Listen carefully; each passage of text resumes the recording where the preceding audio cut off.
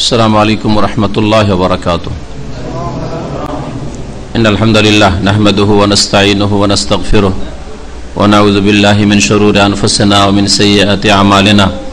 मन यहदिहिल्लाहु फला मुदिल्ल लहु व मन युद्लिलहु फला हादिय लहु व अशहदु अन ला इलाहा इल्लल्लाहु वहदहु ला शरीका लहु व अशहदु अन्न मुहम्मदन अब्दुहु व रसूलुहु सल्लल्लाहु तआला अलैहि व अला आलिहि व सहबिहि व सल्लम तस्लीमन कसीरा। या अय्युहल्लज़ीना आमनुत्तक़ुल्लाह हक़्क़ तुक़ातिहि व ला तमूतुन्ना इल्ला व अंतुम मुस्लिमून। या अय्युहन्नासु इत्तक़ू रब्बकुमुल्लज़ी ख़लक़कुम मिन नफ़्सिन वाहिदा व ख़लक़ मिन्हा ज़ौजहा व बस्स मिन्हुमा रिजालन कसीरन व निसाअ वत्तक़ुल्लाहल्लज़ी तसाअलूना बिही वल अर्हम इन्नल्लाहा काना अलैकुम रक़ीबा। या अय्युहल्लज़ीना आमनुत्तक़ुल्लाह व क़ूलू क़ौलन सदीदा युस्लिह लकुम अअमालकुम व यग़फ़िर लकुम ज़ुनूबकुम वमन युतिइल्लाह व रसूलहु फ़क़द फ़ाज़ फ़ौज़न अज़ीमा। अम्मा बाद फ़अऊज़ु बिल्लाहि मिनश शैतानिर रजीम। बिस्मिल्लाहिर रहमानिर रहीम। इत्तबिउ मा उन्ज़िला इलैकुम मिर रब्बिकुम व ला तत्तबिउ मिन दूनिहि औलिया क़लीलन मा तज़क्करून।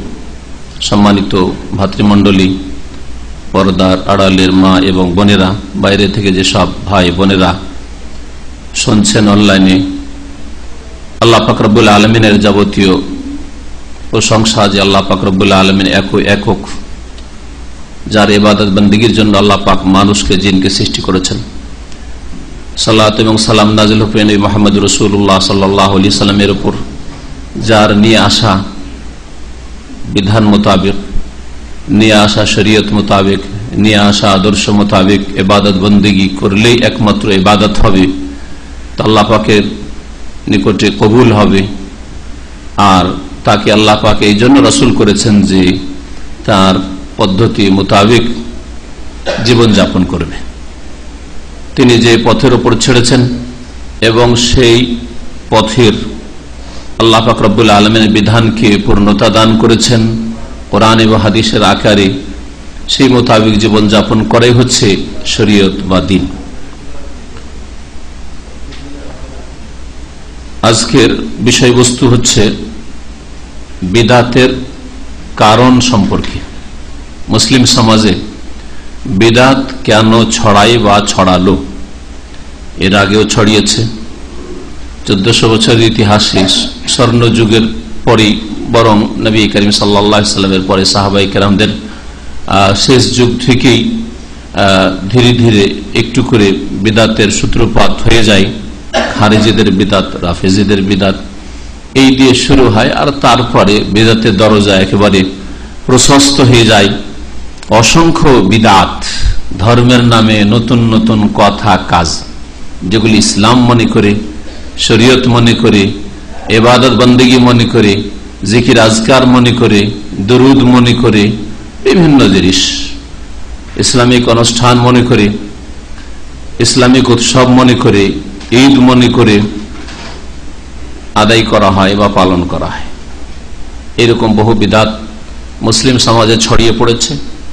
আর কিয়ামত পর্যন্ত শয়তান যেহেতু আল্লাহর পক্ষ থেকে ছাড় পেয়ে আছে, সেই জন্য মুসলিম সমাজকে তাদের সত্য দিন থেকে, কোরআন এবং হাদিসের পথ থেকে, সিরাত মুস্তাকিম থেকে কি করে বিভ্রান্ত করবে, এই জন্য সবসময় পায়তারায় লেগে আছে।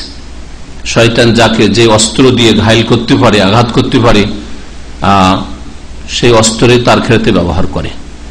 যারা বেদিন লোক, দিন ইসলামের ধার ধারেন না, তাদেরকে বেধর্মিতা দিয়ে, তাদেরকে দিন থেকে সরিয়ে দিয়ে, তাদেরকে ফরজ অজেব থেকে সরিয়ে দিয়ে, তাদের দ্বারা হারাম কাবিরা ফাসিকি কাজ করিয়ে তাদেরকে জাহান্নামের পথে নিয়ে যায় শয়তান।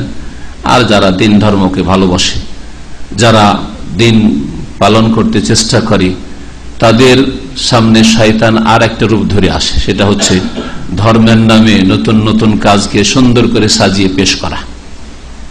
শয়তান সেগুলিকে সাজিয়ে সাজিয়ে পেশ করে, যেগুলিও তো মন্দ নয়, কাজটা তো ভালোই লাগে, এসব তো কোনো মন্দ জিনিস না, এ তো আর চুরি আর ডাকাতি নয়, আর মদ খাওয়া নাই, এ তো ভালো জিনিস।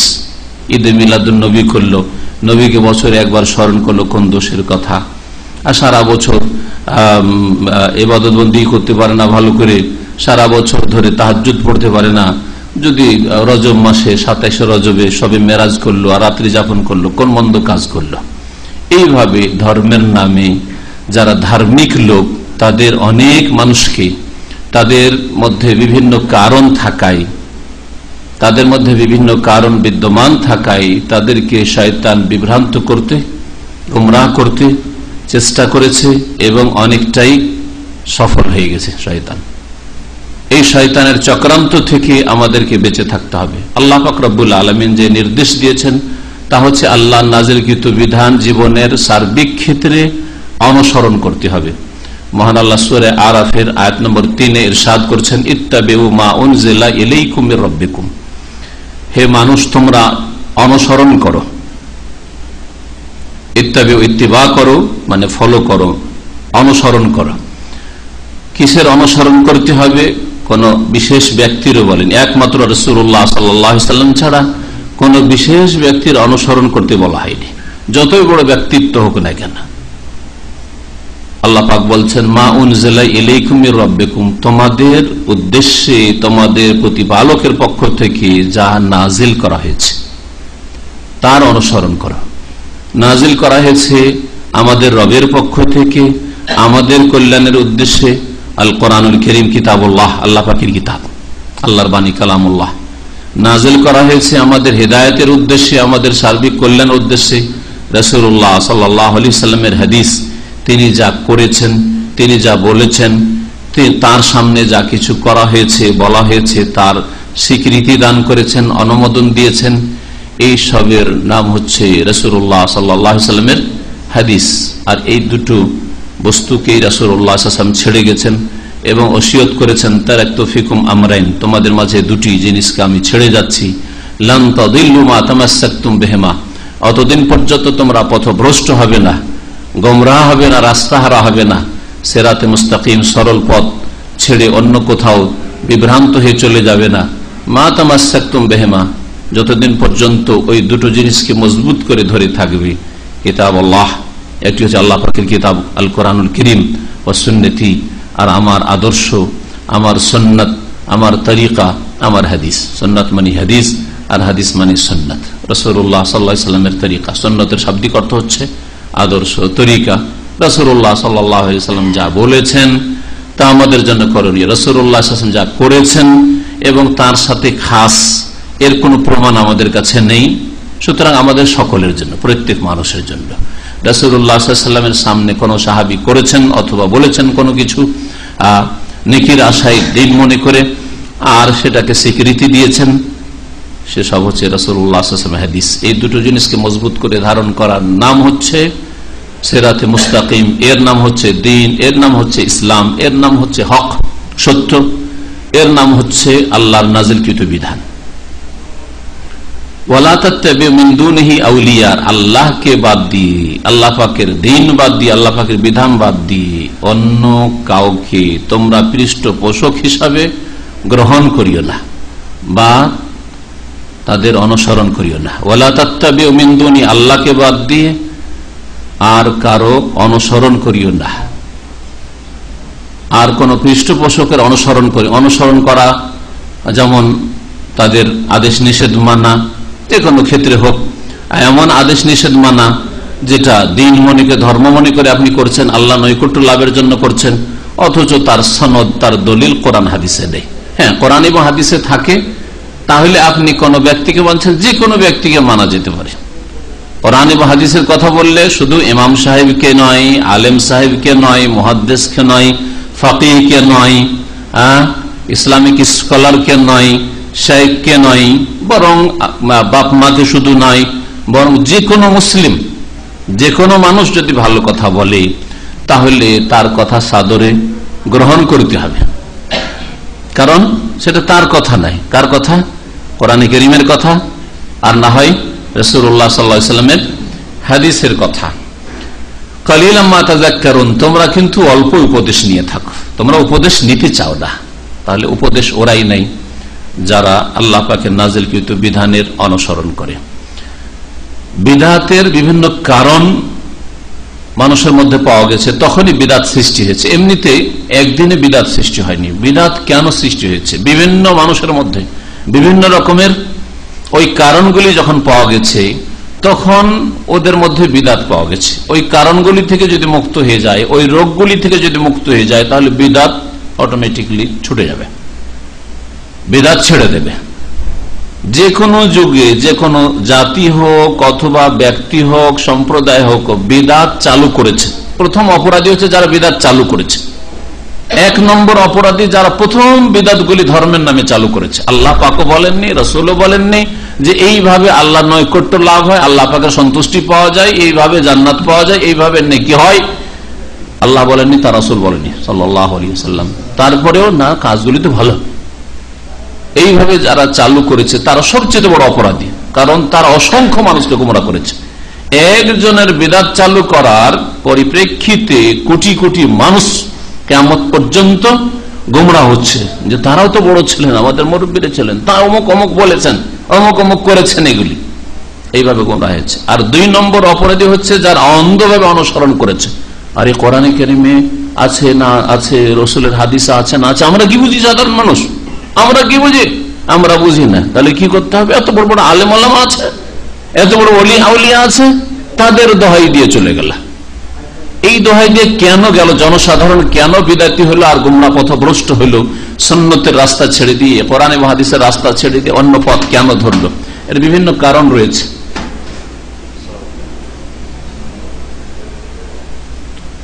যারা আসবেন চুপচাপ আসবেন, এই সবই আওয়াজ যেন না হয়।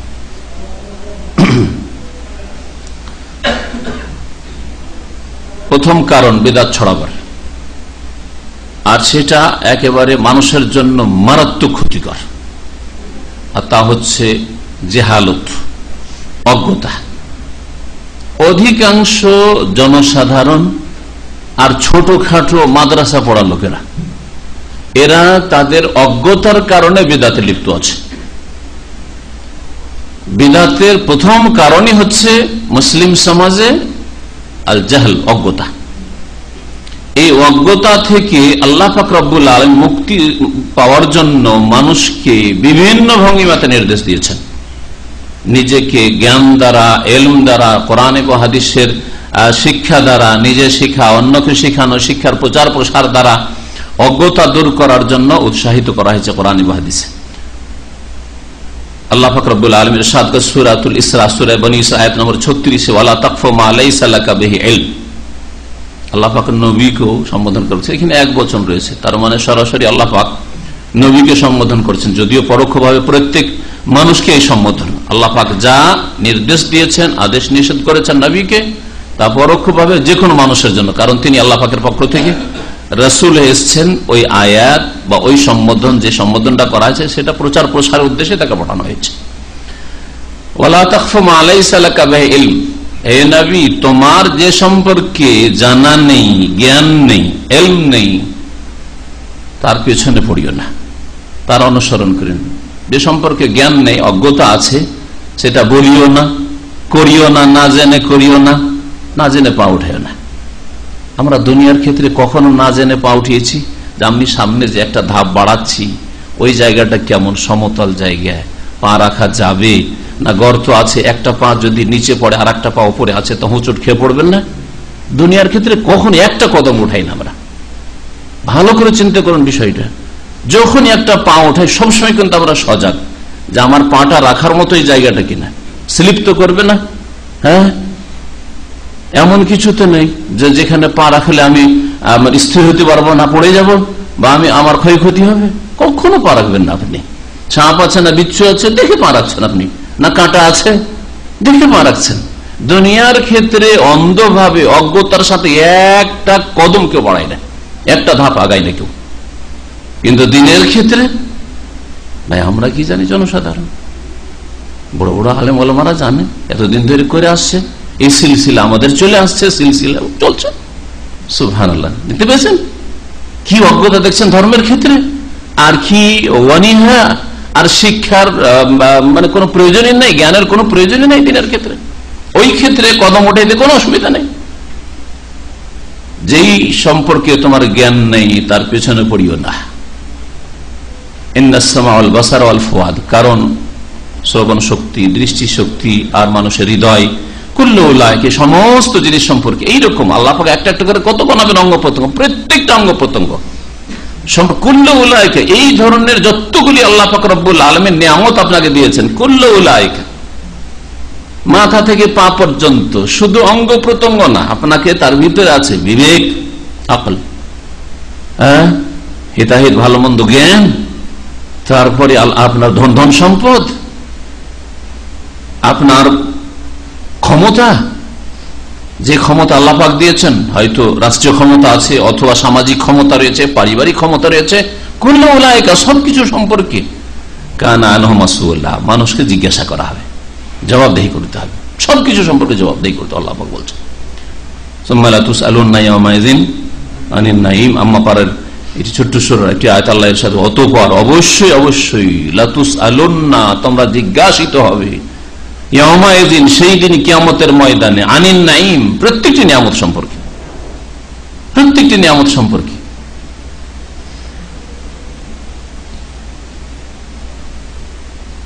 আল্লাহ পাক রব্বুল আলামিন সূরা আরাফের আয়াত নম্বর 33-এ কয়েকটি কাবিরা গুনাহর কথা, অপরাধের কথা উল্লেখ করেছেন। আল্লাহ বলছেন, কুল, হে নবী তুমি জানিয়ে দাও মানুষকে, ইন্নামা হাররামা রাব্বি আল ফাওয়াহিশ, নিঃসন্দেহে আমার প্রতিপালক অশ্লীল কথা কাজগুলিকে হারাম করেছেন। যত অশ্লীল কথা কাজ হইতে পারে আল্লাহ পাক কি করেছেন? হারাম করেছেন। স্পষ্ট কথা, হাররামা রাব্বি, আমার রব, আমার প্রতিপালক আল্লাহ পাক রব্বুল আলামিন হারাম করেছেন। মা যাহারা মিনহা, এই অশ্লীল কথা কাজ প্রকাশ্য হোক, খোলাখুলি হচ্ছে, অমা বাতান, অথবা লুকিয়ে গোপনে হোক, জেনা, ব্যভিচার, সমকামিতা, ফিল্ম, শরীর উলঙ্গ অর্ধ উলঙ্গ ছবি মহিলা পুরুষের, সে খোলাখুলি হোক, লোকের সামনে হোক, অথবা লুকিয়ে নির্জনে নিজের ঘরে, যেখানে হোক না কেন আল্লাহ পাক রব্বুল আলামিন হারাম করেছেন। আর কি হারাম করেছেন? ওয়াল ইসমা, আর যে কোনো গুনাহ আল্লাহ পাক হারাম করে, যে কোনো গুনাহর কাজ। ওয়াল বাগি বিগাইরিল হক, আর অন্যায় ভাবে বাড়াবাড়ি করা, জুলম অত্যাচার করা আল্লাহ পাক হারাম করেছেন। অশ্লীলতা, গুনাহ, অন্যায় ভাবে বাড়াবাড়ি করা, জুলম করা কার ওপর? আল্লাহর সৃষ্টি, আল্লাহর বান্দার ওপর, কোন কাফের উপর জুলম করা আল্লাহ পাক জায়েজ করেননি। কোন পশু পাখির ওপর জুলম করা আল্লাহ পাক জায়েজ করেননি। যেটাকে আল্লাহ পাক হালাল করেছেন আপনার খাওয়ার জন্য, সেটাকে যেইভাবে জবাই করতে বলে সেইভাবেই জবাই করতে হবে, ধারালো অস্ত্র দিয়ে জবাই করতে হবে, না হলে গুনাহগার হবেন আপনি। একটা খাসি মুরগি জবাই করে যদি ফেলে দেন, গুনাহগার হবে না। খাওয়ার প্রয়োজন নেই, খাওয়ার লোক নেই, আর আপনি জবাই করে ফেলে দিলেন, গুনাহগার হবেন। বাড়াবাড়ি করলেন আপনি, ধারালো অস্ত্র দিয়ে করলেন না আপনি, কষ্ট দিলেন, গুনাহগার হলেন আপনি।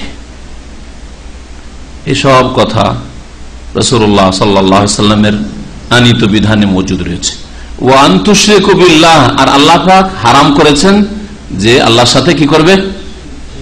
শিরক করবে। মা লাম ইউনাজ্জিল বিহি সুলতানা, যেই শিরকের দলিল প্রমাণ সনদ আল্লাহ পাক কোনদিনে নাযিল করেননি। শিরকের ধর্ম আল্লাহ কখনো নাযিল করেননি, শিরকের ধর্ম আল্লাহ পাক কখনো নাযিল করেননি।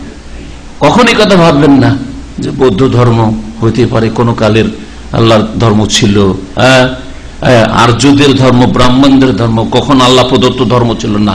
বহুত্ববাদের ধর্ম আল্লাহ কখনো নাযিল করেননি।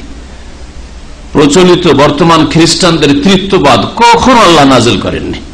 হ্যাঁ, আসল ঈসা আলাইহিস সালামের দিন আল্লাহ নাযিল করেছেন, কিন্তু এই বিকৃত ধর্ম খ্রিস্টানদের আল্লাহ নাযিল করেননি। আল্লাহ পাক বলেন মা লাম ইউনাজ্জিল বিহি সুলতানা, শিরক সম্পর্কে আল্লাহ পাক কোনো সনদ প্রমাণই নাযিল করেননি যে শিরকের কোনো অনুমতি আছে। কখনো অনুমতি নেই মানব জাতির ইতিহাসে শিরকের। আর 5 নম্বরে আল্লাহ বলেছেন ওয়ান তাকুলু আলাল্লাহি মা লা তা'লামুন, আর হারাম করেছেন আল্লাহ পাক যে তোমরা বলবে আল্লাহ সম্পর্কে। আল্লাহ সম্পর্কে বলা মানে আল্লাহর জাত সম্পর্কে, সত্তা সম্পর্কে হোক, আল্লাহ পাকের গুণাবলী সম্পর্কে হোক, আল্লাহ পাকের তৌহিদ সম্পর্কে হোক, আল্লাহ পাক রব্বুল আলামিনের দ্বীন সম্পর্কে হোক, আল্লাহ পাকের রাসূল সম্পর্কে হোক, আল্লাহ সম্পর্কে, আল্লাহ পাকের দ্বীন সম্পর্কে এমন কথা বলা আল্লাহ হারাম করেছেন মালা তালামুন, যে সম্পর্কে তোমাদের কোনো জ্ঞান নেই, মানে না জেনে তোমরা কথা বলবে। এর মধ্যে সমস্ত বিষয় সামিল, যে কোনো ফতোয়াই হোক, হ্যাঁ না জবাব দেওয়া হোক, এটা চলবে চলবে না ধর্মে, এর অনুমতি আছে নেই, হ্যাঁ ফরজ না সুন্নাত না মাকরুহ না হারাম না হালাল, ওয়ান তাকুলু আলাল্লাহি মা লা তা'লামুন। তাফসীরকাররা বলেছেন যে আল্লাহ পাক রব্বুল আলামিন এই আয়াতে কয়টি গুনাহ হারামের কথা ঘোষণা করেছেন, কয়টি অপরাধ? 5টি। দেখলেন 5টি। তো 5টির মধ্যে আল্লাহ পাক রব্বুল আলামিন নিচের দিক থেকে শুরু করেছেন, ফাওয়াহিশ অশ্লীলতা, তারপরে যে কোনো গুনাহ কাবিরা গুনাহ ব্যাপক কথা, আর তারপরে জুলম, আর তারপরে শিরক, আর তারপরে হচ্ছে না জেনে কথা বলা দিনের নামে ধর্মের নামে, আল্লাহ সম্পর্কে, আল্লাহর দিন সম্পর্কে, আল্লাহ পাকের রাসূল সম্পর্কে জ্ঞান নেই। জ্ঞান হচ্ছে দলিল, জ্ঞান হচ্ছে কোরআনের কোন আয়াত আছে, রাসূলের কোন হাদিস আছে, এটা হচ্ছে জ্ঞান। এর জ্ঞান মানে এই নাই যে আমাদের মুরব্বীরা বলেছেন, আমাদের কিতাবে আছে, অমুক একটা কিতাবে পড়েছি, অমুক ফতোয়ার কিতাবে আছে, হ্যাঁ এটা জ্ঞান নাই।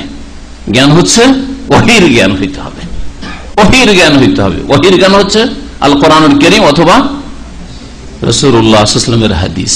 আপনার কথার উৎস কি, এই কথাটি নিয়েছেন কোন জায়গা থেকে, কোন আয়াতের ভিত্তিতে, কোন হাদিসের ভিত্তিতে।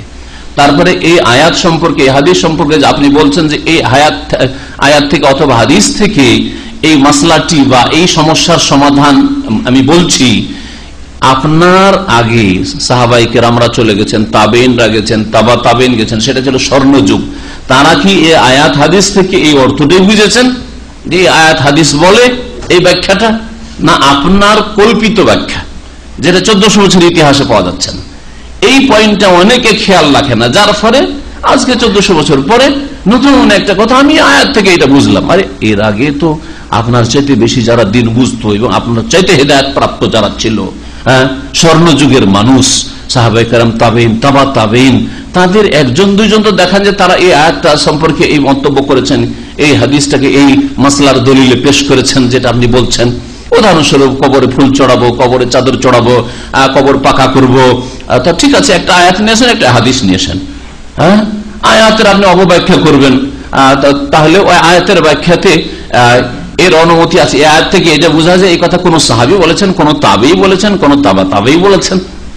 এটা হচ্ছে কি কোরআনকে মানতে হবে, রাসূলের হাদিস মানতে হবে, আর দৃষ্টি কোনটা হইতে হবে স্বর্ণযুগের মানুষদের, মানে যেইভাবে কোরআনে কারীম, সাহাবায়ে কেরাম, তাবেঈন, তাবা তাবেঈন বুঝেছেন, হাদিস যেভাবে বুঝেছেন ওইভাবেই বুঝতে হবে, স্বাধীন হয়ে না আমি আবার কোরআন হাদিস বুঝবো, তো আমি কে কি বুঝেছেন না বুঝে দেখার কি আছে। এটা আর একটা গুমরাহী রাস্তা, কিন্তু এই রাস্তা দিয়ে অনেকে বিভ্রান্ত হয়েছে। সালাফে সালেহিন, আমাদের নেক সৎ যারা সালাফ, অগ্রগামী যারা দিনের ক্ষেত্রে, তাদের অনুসরণ করতে হবে। না জেনে তাহলে কথা বলা কাবিরা গুনাহ আল্লাহ পাক হারাম করেছেন। এই অজ্ঞতার কারণে মুসলিম সমাজে বিদআত ছড়িয়েছে। আব্দুল্লাহ বিন আমর বিন আস রাদিয়াল্লাহু তাআলা আনহু থেকে বর্ণিত রয়েছে, নবী করিম সাল্লাল্লাহু আলাইহি সাল্লাম থেকে তিনি শুনেছেন, নবী সাল্লাল্লাহু বলছেন, ইন্নাল্লাহ লা ইয়ানতাজিউল ইলমা মিনান নাস ইনতিজাআন। আল্লাহ পাক রব্বুল আলামিন এমন একটা যুগ আসবে, ধীরে ধীরে ইলমকে উঠিয়ে নেবেন। কোরআন এবং হাদিসের বিদ্যা, কোরআন হাদিসের জ্ঞান উঠে যাবে, কমে যাবে, কমতে কমতে কমতে ধীরে ধীরে উঠেই যাবে একবারে। এটা ভবিষ্যৎবাণী রাসূলুল্লাহ সাল্লাল্লাহু আলাইহি ওয়াসাল্লাম, সহিহ বুখারী মুসলিম হাদিস রয়েছে। কিন্তু উঠার পদ্ধতিটা কি হবে? হঠাৎ করে বড় বড় আলেমরা রয়েছে, কোরআন হাদিস বুঝিয়ে, আর হঠাৎ করে নেই, কিছু নেই, অন্তর থেকে রাত্রে ঘুমিয়েছে, যথেষ্ট ইসলামের জ্ঞান রাখে, আর তারপরে সকালে দেখছে যে আর কিছু নেই, অন্তরে সব ভুলে গেছে। এরকম হবে কি? নবী সাল্লাল্লাহু আলাইহি ওয়াসাল্লাম না, এরকম হবে না। ইন্নাল্লাহ লা ইয়ানতাজিউল ইলমা, আল্লাহ পাক ইলমকে, কোরআন এবং হাদিসের জ্ঞানকে, ওহীর জ্ঞানকে ছিনিয়ে নেবেন না, মানুষ থেকে ছিনিয়ে নেবেন না হঠাৎ করে। ওয়ালাকিন ইয়াকবিজুল উলামা, ইয়াকবিজুল ইলমা বিকবদিল উলামা। তবে আল্লাহ পাক রব্বুল আলামিন ইলমকে, ওহীর জ্ঞানকে উঠিয়ে নেবেন, উলামাদেরকে উঠিয়ে নিয়ে। বড় বড় আলেমরা উঠে যাবে, ওই শূন্য স্থান পূরণ হবে না, শূন্যতা থেকে যাবে। স্থলাভিষিক্ত কেউ হইতে পারবে, যে বড় আলেম একজন গেছে আর একজন চলে এসছে, এর আগে অমুক আলেম থেকে উপকৃত হইতাম, এখন ওই রকম ধরনের আলেম আছে যার থেকে সমস্যার সমাধান নেব, এটা পাওয়া যাবে না। এটা ধীরে ধীরে হবে, হঠাৎ করে নয়। নিচে নামছে, কিন্তু নিচে নামছে।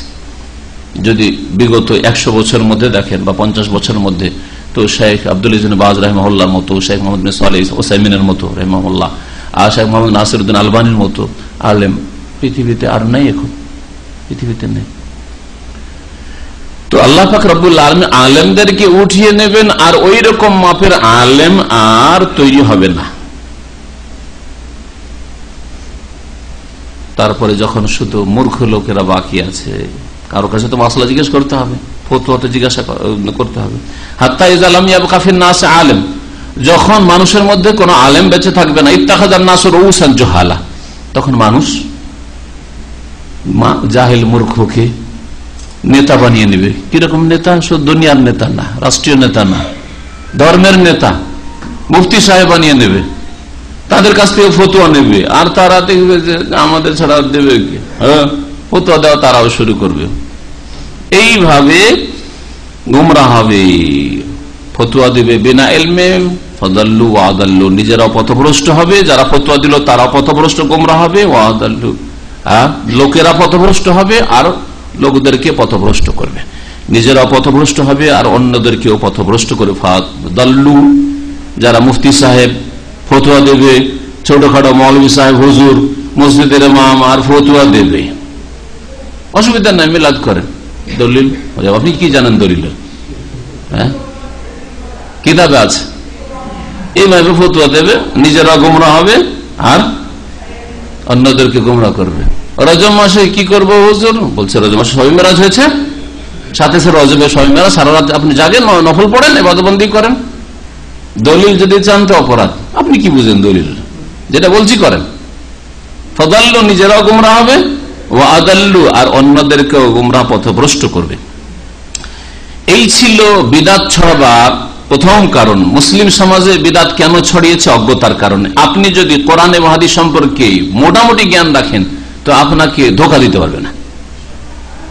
দিন বলবে, সুন্নাত বলবে, চলবে বলবে, আর আপনি চালিয়ে দেবেন, এটা অত সহজ নয়।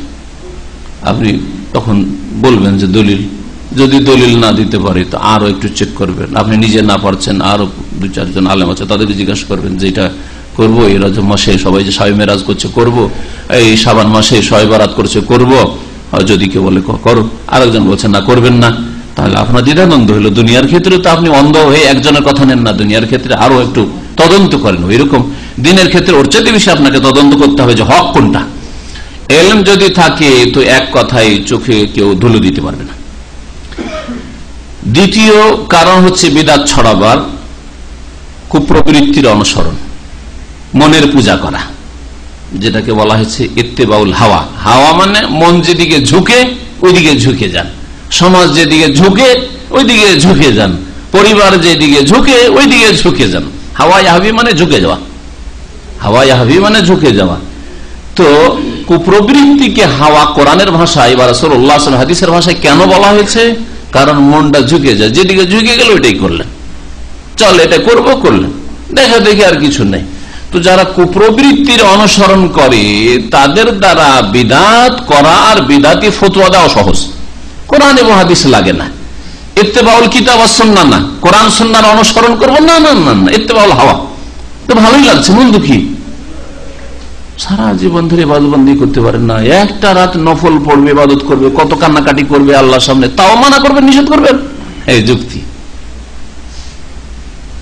আর সাধারণ মানুষ যুক্তিতে ধোঁকা খেয়ে যাবে। কথা তো ঠিকই বলছে, সারা জীবনটা পারছি না, বছরে 1-2 দিন যদি করলাম তো বন্ধ কি করলাম। তো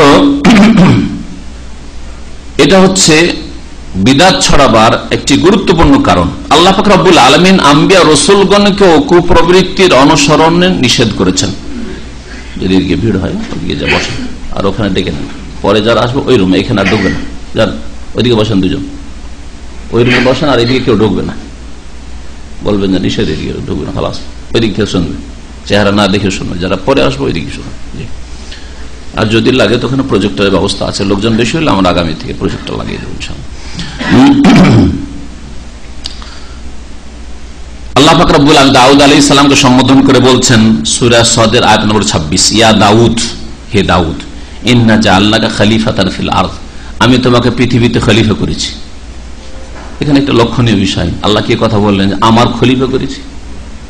ইন্না জাআলনাকা খলিফাতি ফিল আরদ, এই কথা বললেন, হে দাউদ তোমাকে আমার খলিফা করলাম, আমার স্থলাভিষিক্ত করলাম। হ্যাঁ, তাহলে এই যে আমাদের সমাজে এই ইসলামের রাজনৈতিক ব্যাখ্যা, মানুষ হচ্ছে আল্লাহর খলিফা। আমি একটা আয়াত শুধু চাই অথবা একটি হাদিস চাই যে আল্লাহ বলছেন বা তার রাসূল বলছেন যে মানুষ হচ্ছে আল্লাহর খলিফা। কোথায় বলেন এটা কথা?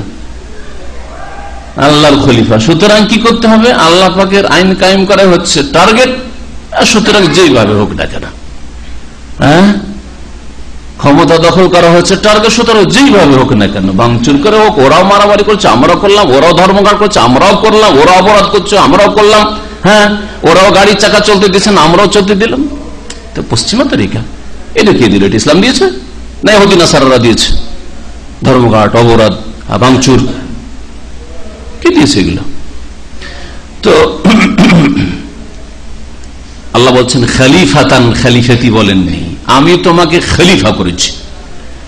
খলিফা রাসূলুল্লাহ সাল্লাল্লাহু আলাইহি ওয়াসাল্লামের পরে আবু বকর খলিফা, তাই না? খলিফা মানুষের হতে পারে যিনি সব সময় হাজির। আল্লাহ পাক রব্বুল আলামিন সব সময় হাজির। হ্যাঁ, আল্লাহ পাক আল হাই চিরঞ্জীব, তার খলিফা লাগে না। খলিফা কার লাগে? স্থলাভিষিক্ত, মানে স্থলটা খালি হয়েছে, এখন ওই জায়গাটা পূরণ করতে হবে। হ্যাঁ, শেখ মুখলেস সাহেব চলে গেছেন, ওনার পালাতে আমাকে বসতে হচ্ছে, খলিফা এটা। রাসূলুল্লাহ সাল্লাল্লাহু আলাইহি ওয়াসাল্লাম ইন্তেকাল করেছেন, এখন দেশ পরিচালনা করতে হবে, সমস্যার সমাধান করতে হবে। আবু বকর রাসূলুল্লাহ খলিফা, এজন্য সাহাবীরা বলতেন খলিফাতু রাসূলিল্লাহ। কি বলতেন? খলিফাতু রাসূলিল্লাহ, এই কথা খলিফাতুল্লাহ বলতেন না। অনেক আয়াত হাদিস দেখান, সিরাতের কিতাব দেখান, নবীর জীবনীতে যে আবু বকরকে বলা হতো খলিফাতুল্লাহ, খলিফাতু রাসূলিল্লাহ, রাসূলুল্লাহ খলিফা। রাসূলুল্লাহ চলে গেছেন, তার স্থলাভিষিক্ত হয়েছে। ওমর খলিফা হলেন, হ্যাঁ, আবু বকর চলে গেছেন, এখন খলিফা, তার স্থলাভিষিক্ত হলেন, তার জায়গা পূরণ করলেন। দাউদ আলাইহিস সালামকে আল্লাহ পাক খলিফা করেছেন, মানে এর আগে যে শাসক ছিল, ভালোই থাকে আর মন্দ থাকে, সে গিয়েছে, এখন আল্লাহ পাক রব্বুল আলামিন তাকে শাসক করেছেন, নবুয়তও দিয়েছেন, আর তার সাথে সাথে আল্লাহ পাক তাকে রাজত্বও দিয়েছেন।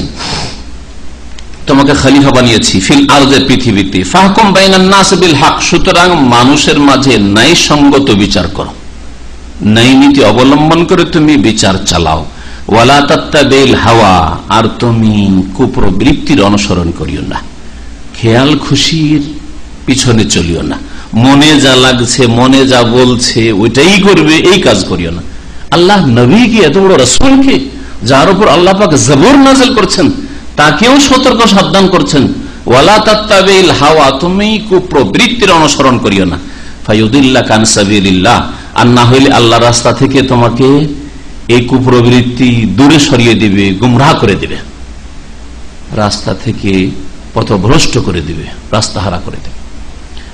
ইন্নাল্লাযীনা ইয়াদিল্লুনা আন সাবিলিল্লাহ, আর শুনে রাখো যারা আল্লাহ রাস্তা থেকে পথভ্রষ্ট হয়ে যায়। রাসূলুল্লাহ সাল্লাল্লাহু আলাইহি সাল্লাম মুসলিম সমাজকে, সাহাবায়ে কেরামদেরকে এই ইবাদতের উপর রেখে যাননি, এই তরিকার উপর রেখে যাননি, আর তারপরে অন্য কোন তরিকা শুরু করলো, জিকিরের এই তরিকা হোক, আর ফিকিরের এই তরিকা হোক, আর দরুদের তরিকা হোক, আর যে কোন ইবাদত বন্দেগীর তরিকা হোক, আর ঈদ পালনের তরিকা। নবী সাল্লাল্লাহু আলাইহি ওয়াসাল্লাম দুই ঈদের উপর রেখে, ঈদুল ফিতরের উপর রেখে গেলেন, ঈদুল আজহার উপর রেখে গেলেন, ঈদ মিলাদুন উপর রেখে গেছেন, রেখে গেলেন না নবী সাল্লাল্লাহু আলাইহি ওয়াসাল্লাম, তাই না? রাসূলুল্লাহ সাল্লাল্লাহু আলাইহি ওয়াসাল্লাম লাইলাতুল কদর, শবে কদর রাত জাগো, হ্যাঁ, শবে কদর করো, এর উপর রেখে গেছেন। রাসূলুল্লাহ সাল্লাল্লাহু আলাইহি ওয়াসাল্লাম শবে বরাত নামটা দিয়ে গেছেন, হ্যাঁ, শবে মেরাজ রাত্রি যাপন করা দিয়ে গেছেন, করলেন। এগুলো উদাহরণ এই জন্য যাতে বুঝতে পারেন, হ্যাঁ, যে রাস্তা থেকে কেমন বিভ্রান্ত হচ্ছেন।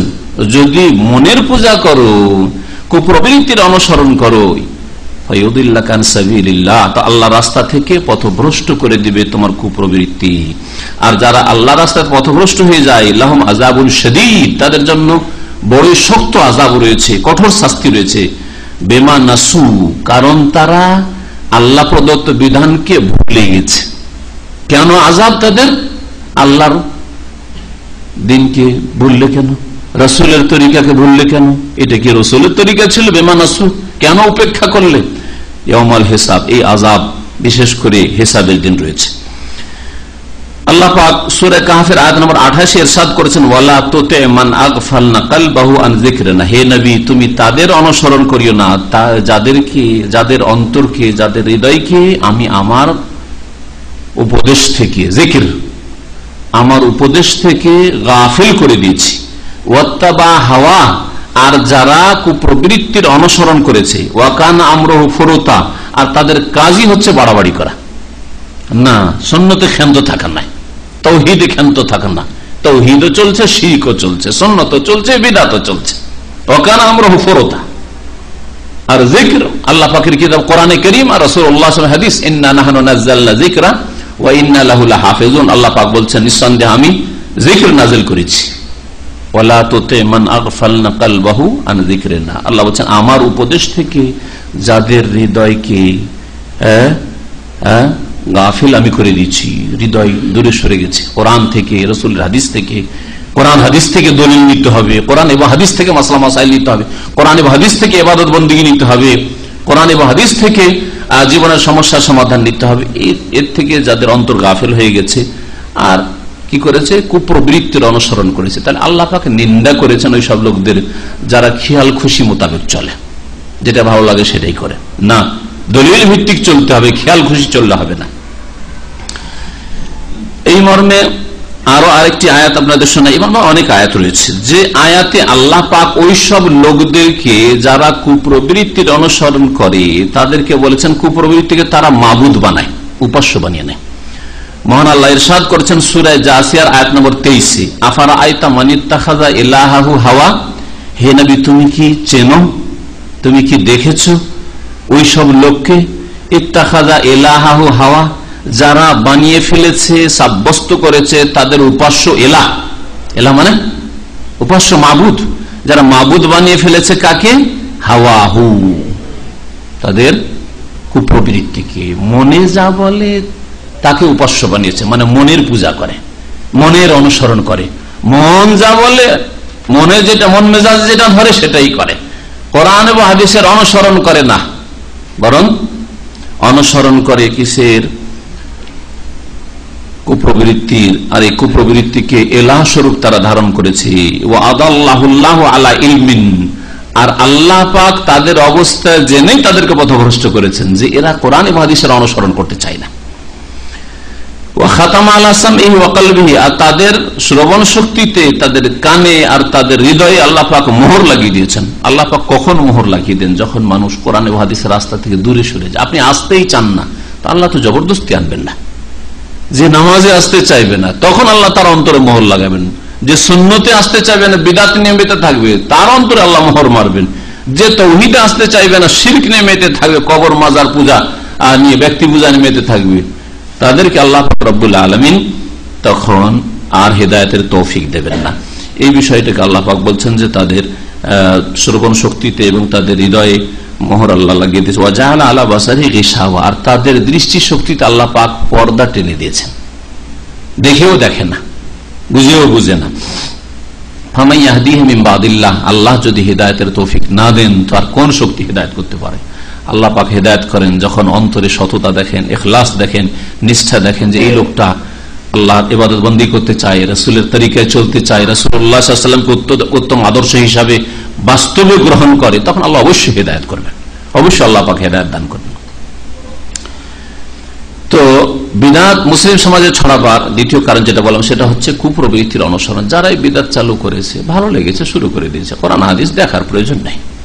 যতক্ষণ পর্যন্ত এই রোগ থেকে মুক্ত হতে পারবেন না, এই রোগ থেকে মুক্ত হলে না, আমি আমার মনে যেটা লাগছে, আমার বাপের মনে যেটা লাগছে, আমার মায়ের মনে যেটা লাগছে ওইটা কেন করব, আমার সমাজের মনে যেটা লাগছে সেটাই কেন করব, আমি সেটাই করব যেটা কোরআনে হাদিসে আছে।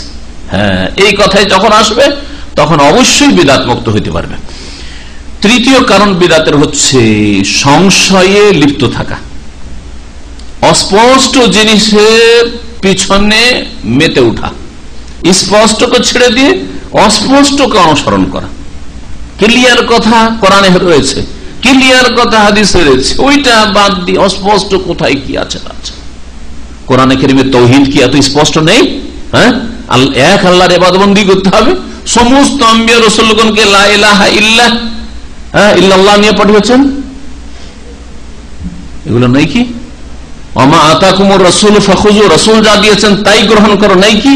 লাকাদ কানা লাকুম ফি রাসূলিল্লাহি উসওয়াতুন হাসানাহ, নিঃসন্দেহে তোমাদের জন্য রাসূলুল্লাহ সাল্লাল্লাহু আলাইহি ওয়াসাল্লামের মধ্যে রয়েছে উত্তম আদর্শ। আর কারো সম্পর্কে বলা হয়েছে নাই কি? এগুলো হচ্ছে স্পষ্ট, এগুলোকে বলা মুহকাম। কোরআন আয়াতকে দুই ভাগে ভাগ করা হয়েছে। সূরা আলে ইমরানের প্রথম দিকে আল্লাহ পাক বলেছেন যে আয়াত কোরআনে কারিমে রয়েছে কিছু মুহকাম, মানে স্পষ্ট অর্থ, সাধারণ মানুষ পড়লে কিছুটা বুঝতে পারবেন। যদি বারবার পড়েন, যত পড়বেন তত আপনি বুঝতে পারবেন। তাফসীর সহ পড়েন, শুধু তরজমা পড়ে তো অতটা হয়তো উপলব্ধি করবেন না। পড়তে হবে, শিখতে হবে। আর অস্পষ্ট কিছু রয়েছে, অস্পষ্ট রয়েছে, অস্পষ্ট। যেমন উদাহরণস্বরূপ, হ্যাঁ, আদম আলাইহিস সালামকে তো ফেরেশতারা সিজদা করেছে, তো আদম আলাইহিস সালামকে যখন ফেরেশতারা সিজদা করলো, তা আমরা যদি কবরকে, মাজারকে, ওলিয়া উলিয়াকে সিজদা করলাম, হ্যাঁ, বাবাকে সিজদা করলাম, অসুবিধাটা কি? সুবহান, সংশয়, অস্পষ্ট জিনিস। এইভাবে অস্পষ্ট জিনিস, যে কোনো অস্পষ্ট জিনিসে যারা অনুসরণ করে তাদেরকে আল্লাহ পাক গোমরাহ করে দেন। মহান আল্লাহ ইরশাদ করেছেন সূরা আলে ইমরানে, হুয়াল্লাযী আনজালা আলাইকাল কিতাব মিনহু আয়াতুম মুহকামাত, আল্লাহ সেই সত্তা যিনি কোরআনে কারীমে বহু আয়াত নাযিল করেছেন, তাতে কিছু রয়েছে মুহকামাত। হুন্না উম্মুল কিতাব, এটা হচ্ছে কিতাবের মূল বিষয়, যেগুলি স্পষ্ট। এটা হচ্ছে আল্লাহ পাকের কোরআনের বিধানের মূল বিষয়গুলি। ওয়া উখারা মুতাশাবিহাত, আর কিছু আছে যেগুলো অস্পষ্ট, সংশয়পূর্ণ, সাধারণ জ্ঞানে বুঝতে পারবেন না, সাধারণ পড়া পড়ে বুঝতেও পারবেন না, হয়তো অস্পষ্ট। আলিফ লাম মিম মানে কি? আলিফ লাম রা, এর পিছনে ছুটলেন আপনি। হ্যাঁ, তারপরে কিছু কিছু জিনিস আছে শব্দের অর্থ বুঝছেন কিন্তু তার ধরন বুঝছেন না। যেমন আল্লাহ পাকের গুণাবলী, আল্লাহ পাকের হাত, হ্যাঁ, আল্লাহ পাকের চোখ, শব্দগুলি আছে। আল্লাহ পাকের চেহারা, ওয়াজ, ইয়াদ আছে, কিন্তু এর ধরন, হ্যাঁ, ধরন জানা, এটা অস্পষ্ট। ধরনের পিছনে যদি পড়তে যান তাহলে গোমরা হবেন। এই জন্য কতগুলো জিনিস রয়েছে যেগুলি শব্দই অস্পষ্ট হয়তো সাধারণ মানুষের জন্য বা সাধারণ আলেমদের জন্য, আর কতগুলো জিনিস রয়েছে, আয়াত রয়েছে, যেগুলি শব্দের অর্থ হয়তো স্পষ্ট কিন্তু ধরন অস্পষ্ট, এরকম রয়েছে। আল্লাহ পাক বলছেন ফাআম্মাল্লাযীনা ফি কুলুবিহিম যায়গ, যাদের অন্তর বাঁকা, যাদের অন্তরে বক্রতা রয়েছে, ফায়াত্তাবিউনা মা তাশাবাহা মিনহু, যেটা অস্পষ্ট তার অনুসরণ করে, যেটা অস্পষ্ট তার অনুসরণ করে। কেন? ইবতিগাল ফিতনা, উদ্দেশ্য, যারা অস্পষ্ট জিনিসকে নিয়ে বাড়াবাড়ি করে, অস্পষ্ট জিনিসকে দলিল হিসেবে পেশ করে, তাদের উদ্দেশ্য একটি হচ্ছে ইবতিগাউল ফিতনা। আল্লাহ বলছেন ইবতিগাইল ফিতনা, ফায়াত্তাবিউনা মা তাশাবাহা মিনহু ইবতিগাআল ফিতনা, ফিতনার উদ্দেশ্যে। ফিতনা মানে মানুষকে বিভ্রান্তিতে ফেলা, নিজে বিভ্রান্ত হওয়া আর মানুষকে বিভ্রান্তিতে ফেলা। ওয়াবতিগা তাওয়িলিহা, দ্বিতীয় উদ্দেশ্য না, এইটারও অর্থ বুঝবো, এইটারও অর্থ বুঝবো। কেন বুঝবো না? আলিফ লাম মানে কেন? আলিফ লাম রা মানে বুঝবো না কেন? তাহা মানে বুঝবো না, ইয়াসিন মানে বুঝবো না। তখন কপল কল্পিত কি করলো? তাফসীর করলো। তাহা হচ্ছে নবীর নাম, ইয়াসিন হচ্ছে নবীর নাম, আর আলিফ মানে আল্লাহ, লাম মানে জিবরাইল, মিম মানে মুহাম্মদ। বুঝলেন না? ইবতিগা তাওয়িলিহি, উদ্দেশ্য ছিল যে এগুলোর ব্যাখ্যা দেখি বুঝি, কিন্তু আল্লাহ পাক বলেননি এর ব্যাখ্যা, আর তার রাসূল সাল্লাল্লাহু আলাইহি ওয়াসাল্লাম বলেননি, আর তারপরও গায়ের জোরে বুঝার চেষ্টা করলেন। সুতরাং কি হইলেন? বিভ্রান্তির শিকার হলেন। আসলে কেন বিভ্রান্তির শিকার হলেন? ফি কুলুবিহিম যায়গ, আল্লাহ বলছে অন্তর বাঁকা, অন্তর বাঁকা। এগুলোর পিছনে কে পড়তে বলেছেন? ওমা ইয়ালামু তাওয়িলাহু ইল্লাল্লাহ, অথচ এসবের সঠিক ব্যাখ্যা, অস্পষ্ট যেগুলি সেগুলি সঠিক ব্যাখ্যা আল্লাহ ছাড়া কেউ জানেন না। ওয়ারাসিখুনা ফিল ইলম, আর যারা গভীর জ্ঞান রাখেন কোরআন হাদিস, যারা এখানে ওয়াকফ করেননি তারা বলছেন যারা গভীর জ্ঞান রাখেন তাদের কাছে। তাহলে এই জন্য গভীর জ্ঞান, গভীর জ্ঞান কার?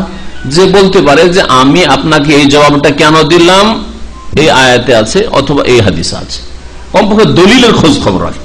ইমাম আবু হানিফা রাহমাতুল্লাহ এই কথাই বলেছেন, অন্যান্য আইম্মারাও বলেছেন যে দেখো, কোন মানুষের জন্য এটা হালাল নাই যে আইয়ুফতিয়া বিকালামিনা মা লাম ইয়ারিফ মিন আইনা কুল্লা, আমাদের কথার ভিত্তিতে ফতোয়াবাজি করবে, ফতোয়া দেবে, এটা হালাল, এটা হারাম, এটা সুন্নাত, এটা বিদআত, ফতোয়া দেবে মা লাম ইয়ার, যতক্ষণ পর্যন্ত না জানলো যে মিন আইনা কুল্লা, কোথা থেকে বললাম, কোন আয়াতের ভিত্তিতে বললাম, কোন হাদিসের উৎস থেকে বললাম, কিসের ভিত্তিটা আমি বললাম? জানেন যে ইমাম আবু হানিফার দলিলটা কি, ইমাম শাফির দলিলটা কি, ইমাম মালিকের দলিলটা কি, ইমাম আহমদ বিন হাম্বলের দলিলটা কি জানেন, তারপর ফতোয়া দেন। আর সাধারণ মানুষ প্রত্যেকটা বিষয়ে দলিল জানতে পারবেন। এই জন্য যারা দলিল ভিত্তিক কথা বলে ওলামায়ে কেরাম, তাদের অনুসরণ করে। একজনের না শুধু, হ্যাঁ, একজনের অনুসরণ নয়, বরং ওই সমস্ত আলেমদের অনুসরণ করবে যেসব আলেমরা দলিল ভিত্তিক কথা বলে। যখন দেখবে তাদের মধ্যে মতানৈক্য হচ্ছে, হ্যাঁ, তখন আরেকটু মেহনতের প্রয়োজন রয়েছে। এর মধ্যে কোনটা ঠিক হতে পারে? আলবানী সাহেব কোরআন সুন্নাহর আলেম, আর শেখ ইবনে বাজ কোরআন সুন্নাহর আলেম, শেখ ইবনে উসাইমিন কোরআন সুন্নাহর আলেম, তাহলে কোনটা ঠিক হইতে পারে, কোনটা সুন্নতের কাছাকাছি হইতে পারে? তখন আরেকটু মেহনতের প্রয়োজন রয়েছে।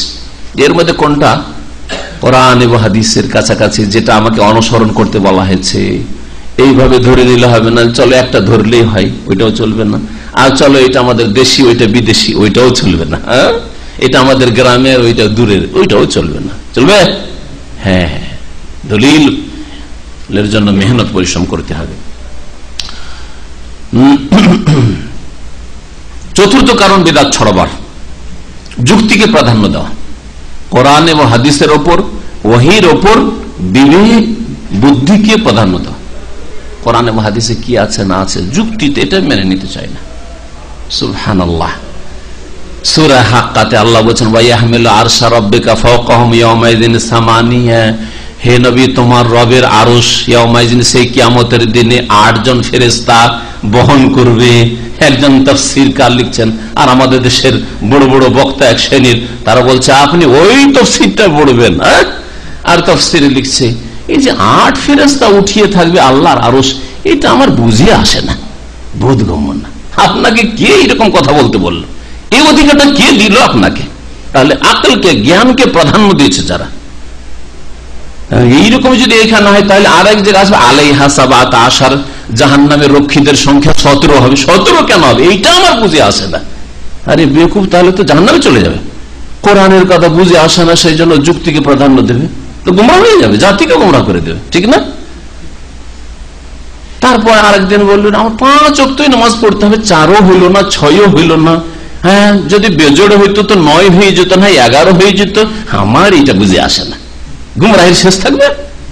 বলেন তো দেখি। ঈদ শুধু দুটোই কেন হইল? আল্লাহ বেজোড় ভালোবাসেন, তাহলে জোড়া ঈদ, ঈদুল ফিতর, ঈদুল আজহা কেন হইল? চলো আর একটা ঈদ আমরা ঈদ মিলাদুন নবী বাড়িয়ে দিই। গুমরাহের শেষ থাকবে? না না, এসব যুক্তি চলবে না। যারা এই যুক্তিকে প্রাধান্য দিয়েছে গুমরাহ হয়েছে। আর যুক্তিকে প্রাধান্য দেওয়া শুরু হয়েছে যখন গ্রিক দর্শন, ইউনানি ফালসাফা, গ্রিক দর্শন, বাদশাহ হারুন রশিদ আর তার বাবা, এদের জামানায় অনুবাদ হয়ে আরবিতে আসতে লাগলো। বহু ওলামারা গুমরাহ হয়েছে। তখন পয়দা হয়েছে মুতাজিলা, তখন পয়দা হয়েছে জাহমিয়া, তখন পয়দা হয়েছে আশআরি, তখন পয়দা হয়েছে মাতুরিদি। কত রকমের ফিরকা যে পয়দা হয়েছে আল্লাহ পাকের নাম গুনাবলীর ক্ষেত্রে আর দ্বীন ইসলামের ব্যাখ্যার ক্ষেত্রে। আল্লাহ হেফাজত করে। বড় বড়দের পদস্খলন ঘটেছে যুক্তিকে প্রাধান্য দিতে গিয়ে। ওহীর উপর যুক্তিকে প্রাধান্য দিতে গিয়ে সহিহ বুখারী টিকাতে লিখে ফেললো যে এই হাদিসটা আনাস বর্ণনা করেছেন, আবু হুরায়রা বর্ণনা করেছেন। আর আনাস আবু হুরায়রা তেমন ফাঁকি না। সুতরাং তার হাদিস যদি কিয়াসে জালির খেলাফ হয়, মানে স্পষ্ট যুক্তির খেলাফ হয়, তাহলে সেটা পরিত্যক্ত, নাউজুবিল্লাহ। হাদিস বর্ণনা করছেন সহিহ বুখারীতে।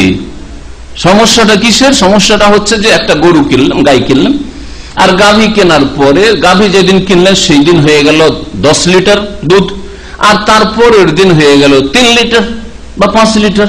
আর এই ধোকা দিয়েছে আমাকে, আমি এই গাভী নেব না। তাহলে ফিরিয়ে দেন, আপনি ফিরিয়ে দিতে পারেন। কেন? আইব পেলেন আপনি, আপনার ফিরিয়ে অধিকার রয়েছে।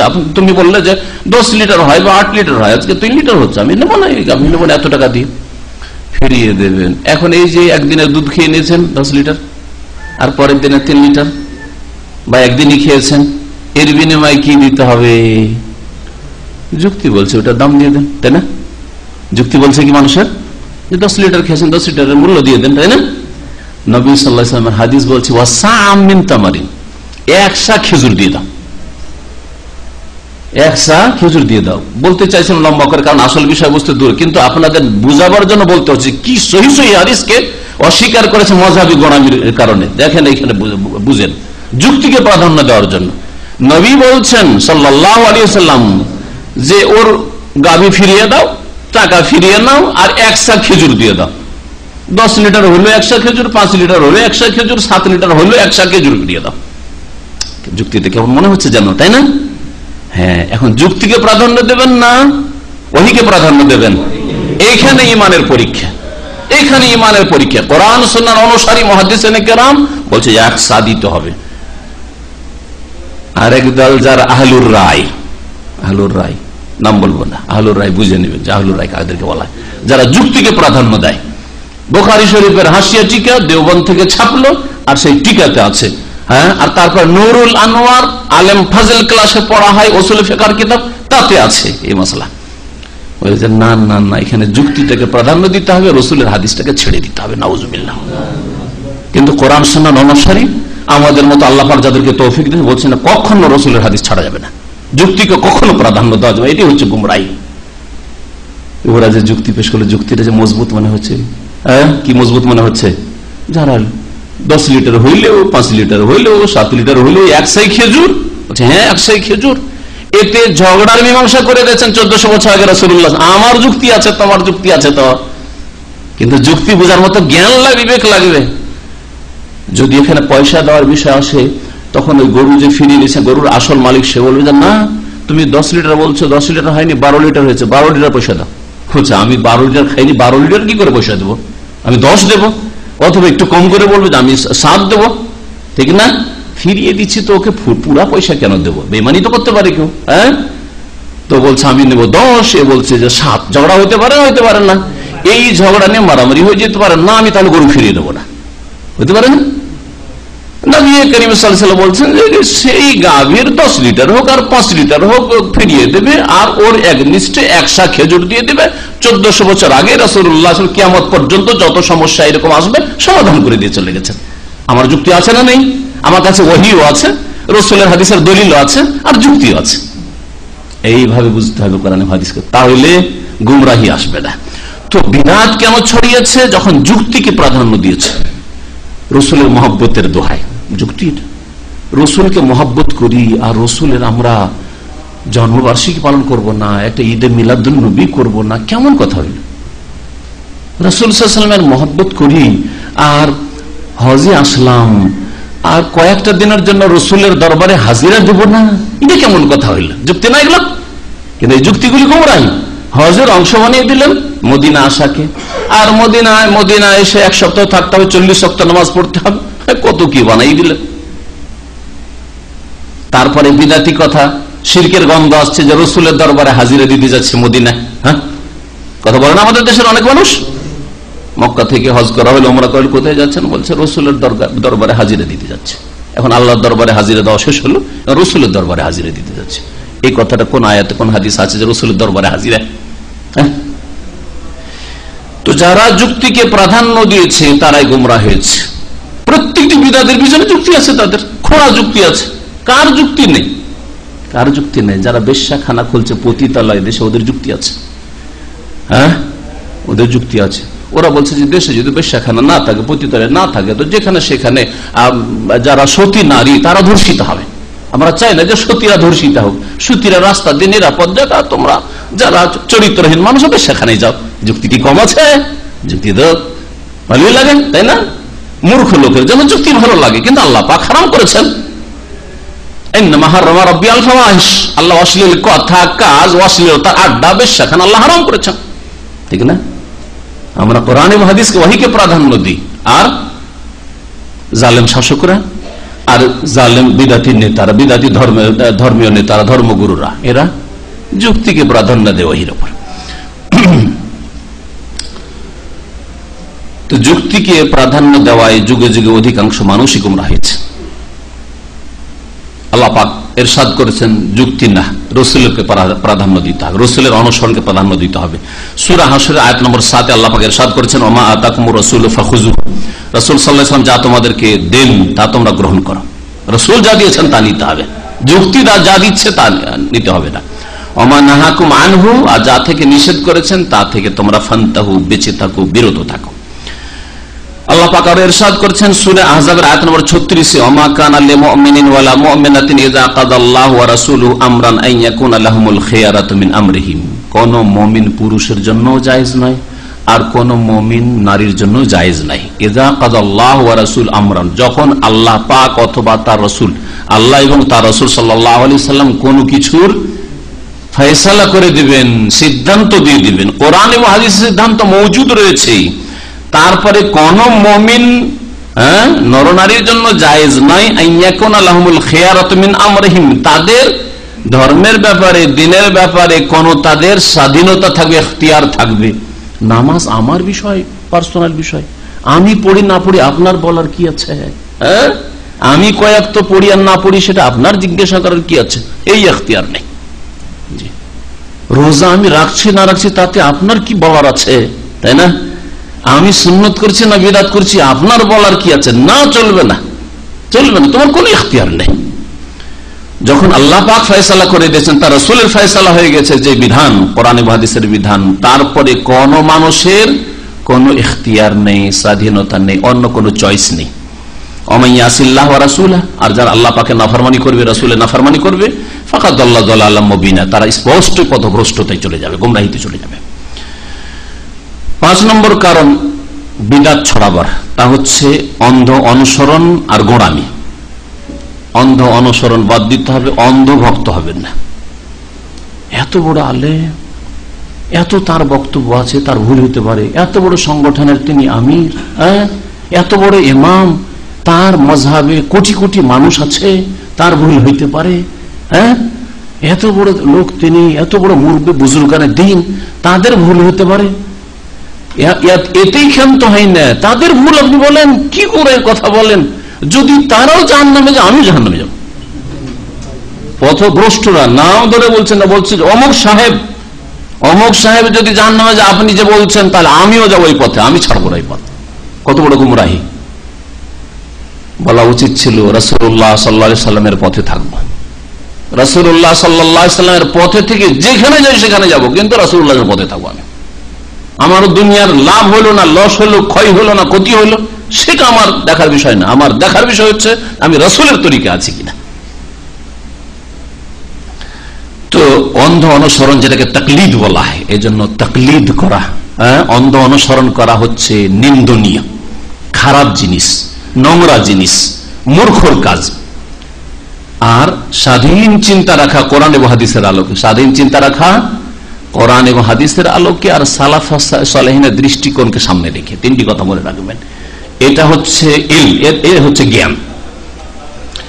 অন্ধ অনুসরণের উপর তাহলে কি আর গৌরব করা যায় যে আমি মুকাল্লিদ আর ওরা হচ্ছে গैर মুকাল্লিদ?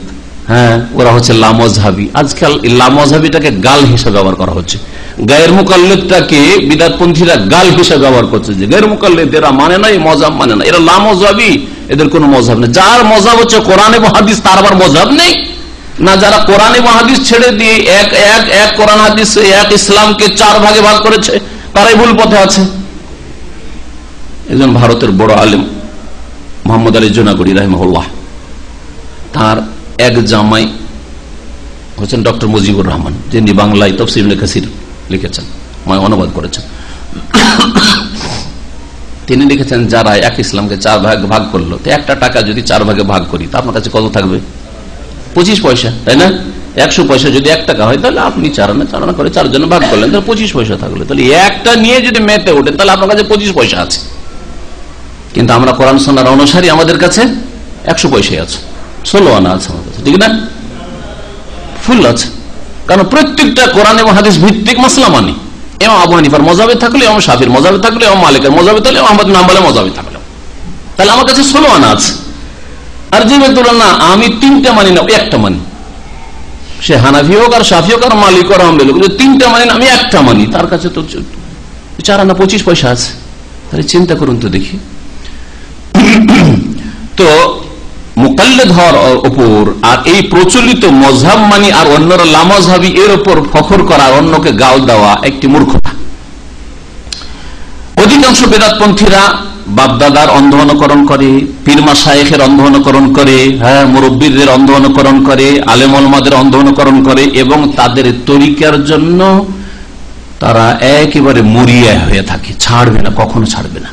গোড়ামি তাদের মধ্যে পাওয়া যায়। এই গোড়ামি মুক্ত যতক্ষণ না হবে আর অন্ধ অনুসরণ মুক্ত যতক্ষণ না হবে ততক্ষণ পর্যন্ত মুসলিম সমাজ থেকে বিদআত দূর হবে না।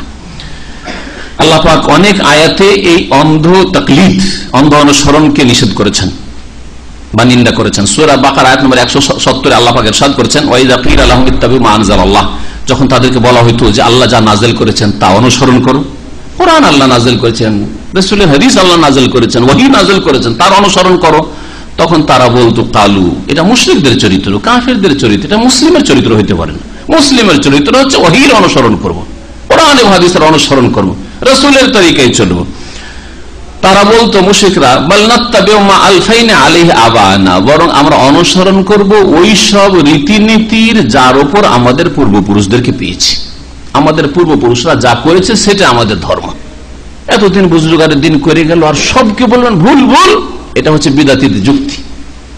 সুতরাং সুফিবাদ ভুল না, আর তরিকতে সব ভুল না, আর এই তরিকতে যে সুফিজমে শিরক বিদআত ছড়ালো মুসলিম সমাজে, এগুলো ভুল না, এগুলো ঠিক আছে, কারণ পূর্বপুরুষরা করে গেছে। ওয়াজাদনা আলাইহি আবানা কাযালিকা ইয়াফআলুন, এইরকমই আমরা পূর্বপুরুষকে করতে পেয়েছি আর এইরকমই আমরা করব। আল্লাহ পাক রব্বুল আলামিন এরকম সূরা যুখরুফের আয়াত নম্বর 22 নিন্দা করেছেন। তারা বলতো ইন্না ওয়াজাদনা আবানা আলা উম্মাহ, আমরা একটা আদর্শ আমাদের পূর্বপুরুষদেরকে বাপদাদাদেরকে পেয়েছি, হুজুরদেরকে পেয়েছি, ওয়া ইন্না আলা আসারিহিম মুক্তাদুন, আর আমরা তাদেরকেই মানব, আমরা ওহী কোরআন হাদিস মানতে রাজি নই। কোরআন এবং হাদিস মানতে যদি বাধা হয় আপনার কোন ব্যক্তিকে মানা, আলেমকে মানা, তাহলে অবশ্যই হারাম, তাহলে অবশ্যই হারাম। কোরআন এবং হাদিসকে মেনে আলেম ওলামাকে মানবেন, কোরআন এবং হাদিসকে মেনে আপনি বাপ মাকে মানবেন। এই সাধারণ কথাটা তো সবাই বুঝতে পারছেন যে আমরা বাপ চুরি করতে বলে চুরি করবেন না, তাই না? বাপ মিথ্যা কথা বলতে বললে মিথ্যা কথা বলবেন না, ঠিক না? বাপ যদি মারামারি করতে বলে মারামারি করবেন, এই কথাগুলি তো বুঝতে পারছেন। তো ওই রকম বাপ যদি বলে মাজারে চলো, মাজারে যাবেন না। বাপ দাদা মাজারপন্থী ছিল, আপনি মাজারপন্থী হবেন না, কারণ এটা রাসূলের তরিকা নয়। বাপ দাদা যদি পীরপন্থী, আপনি পীরপন্থী হবেন না, কারণ এটা আম্বিয়া রাসূলের তরিকা নয়। আম্বিয়া তরিকা, রাসূলের তরিকা হচ্ছে কোরআন এবং হাদিসের অনুসরণ করা, ওহীর অনুসরণ করা। শয়তান সাজিয়ে সাজিয়ে পেশ করে মানুষের জন্য বাপ দাদার রীতিনীতিকে, যুক্তি পেশ করে, শয়তান খাড়া করে যে বাপ, তুই যদি বাপের তরিকে না থাকিস, এত বড় বড় আলেম ওলামার তরিকাকে না মানিস, তার মানে তাদেরকে গুমরাহ বললি তুই, হ্যাঁ, তার মানে তাদের তুই শ্রদ্ধা করলি না, তাদের ইজ্জত মান ইজ্জত তোর অন্তরে নেই। এই কেমন কথা হয়ে গেল? এত বড় বড় আলেম ওলামার ইজ্জত করবো না, বাপ দাদাদের ইজ্জত করবো না, হুজুর এত বড় হুজুর কিবলা সব এগুলিকে একেবারে ছেড়ে দেবো? এইভাবে কোরআন এবং হাদিস মানতে বাধা সৃষ্টি করে শয়তানে। এই মর্মে আল্লাহ পাক ইরশাদ করেছেন, আফামান যুয়্যানা লাহু সুউ আমালিহি, যার জন্য খারাপ কাজগুলিকে সাজিয়ে সাজিয়ে পেশ করা হয়, ফারাআহু হাসানা, তখন খারাপ কাজগুলি বিদআতগুলি ভালো লাগে, শিরক করতে ভালো লাগে। ফাইনাল্লাহ ইউদিল্লু মান ইয়াশা ওয়া ইয়াহদি মান ইয়াশা, আল্লাহ পাক যাকে ইচ্ছা গোমরাহ করেন আর যাকে ইচ্ছা হিদায়াত করেন। এখানে যেটা আমাদের দেখার বিষয় সেটা হচ্ছে যে শয়তান খারাপ কাজগুলিকে সাজিয়ে পেশ করে, ফারাআহু হাসানা, মানুষকে তখন দেখতে ভালো লাগে। আল্লাহ পাক আমাদের যেন এসব থেকে হেফাজত করেন। আমি ইনশাআল্লাহ তাআলা 10টি কারণ বিদআত ছড়াবার বর্ণনা করব। আজকে 5টি বর্ণনা করলাম, সময় শেষ হয়ে গেছে, যার ফলে এখানে আজকে ইতি করছি। আল্লাহ পাক রব্বুল আলামিন যেন আমাদেরকে শিরক বিদআত থেকে বেঁচে থাকার তৌফিক দান করেন, কোরআন সুন্নাহর অনুসরণের তৌফিক যেন দান করেন, ওহী মোতাবেক জীবন যাপনের যেন তৌফিক দান করেন। আল্লাহ পাক চোখ খুলে দিনের ক্ষেত্রে দুনিয়ার ক্ষেত্রে চলাফেরার যেন তৌফিক দান করেন, কদম উঠাবার তৌফিক যেন দান করেন। আল্লাহ পাক হেদায়েতের পথে রাখেন। আল্লাহ পাক আমাদেরকে হেদায়েতের পরে গুমরাহ না করে দেন। আল্লাহ পাক রব্বুল আলামিন আমাদের সকলকে যেন জান্নাতুল ফিরদাউস দান করেন। সুবহান রাব্বিকা রাব্বিল ইজ্জাতি আম্মা ইয়াসিফুন ওয়া সালামুন আলাল মুরসালিন ওয়া আলহামদুলিল্লাহি রাব্বিল আলামিন।